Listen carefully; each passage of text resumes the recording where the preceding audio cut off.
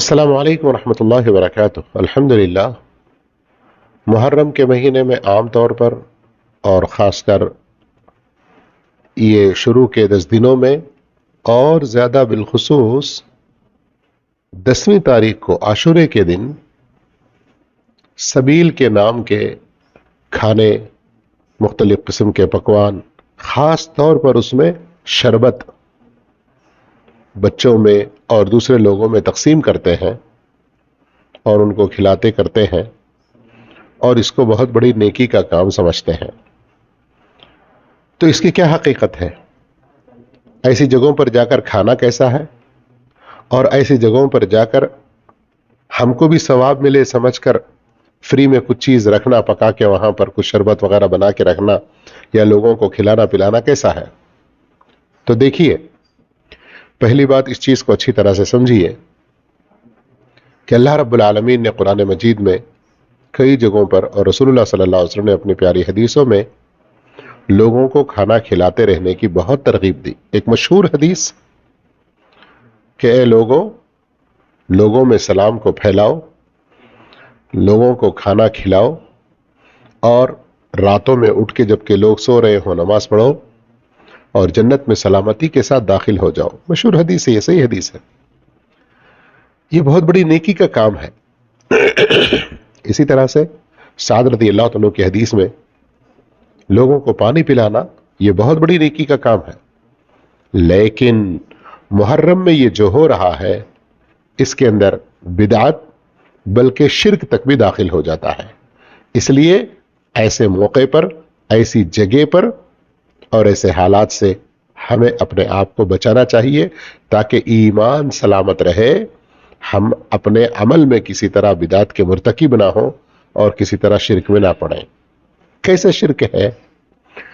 عام طور پر بہت جھوٹے بیانات کرنے والے حسین رضی اللہ تعالیٰ عنہ اتنے مظلومانہ طریقے سے شہید ہوئے، یہ سچ ہے کہ آپ کے اوپر ظلم ہوا، آپ کی شہادت بہت مظلومانہ ہوئی، لیکن اس کو ایک ایسا رنگ دینے کی کوشش کرتے ہیں کہ کتنے دنوں سے بھوکے پیاسے تھے، کتنے دنوں سے ان کو کچھ پانی بھی نہیں مل رہا تھا پینے کے لیے۔ یہ سب واقعات سچ نہیں ہیں۔ ایسے واقعات بیان کر کے پھر اس پر سے یہ سبیل حسین اس کا نام دیتے ہیں۔ جگہ جگہ بورڈ بھی لکھے ہوتے ہیں اس کے بارے میں۔ کیا مطلب؟ ان لوگوں کا وہاں پر مقصد یہ ہوتا ہے کہ آج کے دن اگر ہم یہ پلا رہے ہیں تو اس سے حسین رضی اللہ عنہ کی روح کو ہم سکون پہنچا رہے ہیں، اس طرح سے ہم حسین رضی اللہ عنہ کو خوش کر رہے ہیں۔ بلکہ بہت سارے لوگ ایسا کھلانے پلانے کو کیا سمجھتے ہیں؟ سمجھتے ہیں کہ ایسا کرنے سے حسین ہمارے اوپر کرم فرمائیں گے، حسین رضی اللہ عنہ کی طرف سے برکتیں ہم کو نازل ہوں گی، اور اگر اس سال ہم نہیں کیے کسی وہابی کی فلاں کی بات کو سن کے تو اس سال ہمارے کاروبار میں کچھ نقصان ہو سکتا، اس سال ہمارے گھر میں کوئی بچے بیمار ہو سکتے، اس سال ہماری کوئی ترقی کے کام نہیں ہو سکتے۔ اس طرح سے بھی لوگ غلط عقیدے رکھتے۔ تو کیا مطلب؟ کہ یہاں پر بھی نفع نقصان اللہ کے علاوہ دوسروں میں مانتے ہیں، اور اس کام کے کرنے نہ کرنے کو اپنے لیے برکت کا، فائدے کا، یا نہ کرنے کی صورت میں نقصان اور خسارہ اور گھاٹے کا سبب سمجھتے ہیں۔ تو یہ سب جو غلط عقیدے داخل ہو گئے، اس کی وجہ سے یہ کام شرک و بدعت میں سے آ جاتا۔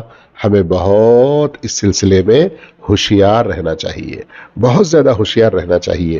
اللہ کے رسول صلی اللہ علیہ وسلم ہمیں سکھاتے ہیں، تعلیم دیتے ہیں، من نذر ان یطیع اللہ فلیطع، جو اللہ کی اطاعت اور نیکی کے کام کی نظر مان لیا تو وہ اس کو پورا کرے۔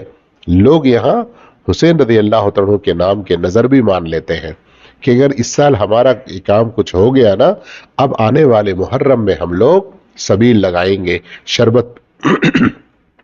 شربت پلائیں گے اور اس طرح کی دعوت کریں گے، لوگوں کو ایسا کھانا کھلائیں گے، اس طرح سے منتیں مان لیتے۔ تو یہ بہت واضح طور پر شرک میں آ جاتا۔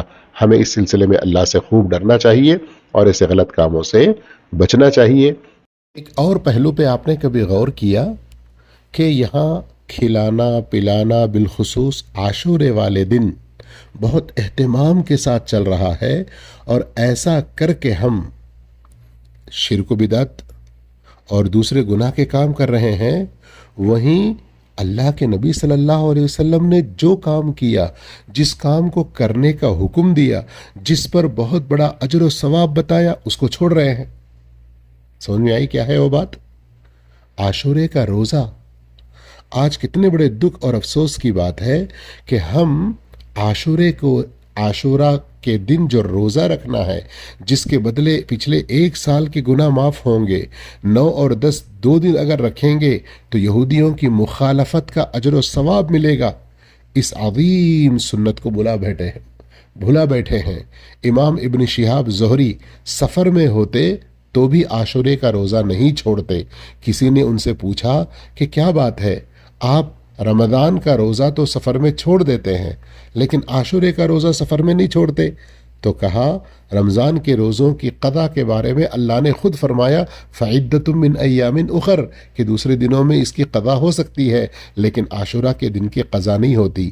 یہ ہمارے سلف صالحین تھے جو عاشورے کا اس قدر اہتمام کرتے تھے۔ ربیہ بنت معوذ رضی اللہ تعالیٰ فرماتی ہیں، صحیح بخاری کی روایت ہے، وہ اپنے بچوں کو بھی روزہ رکھواتے تھے۔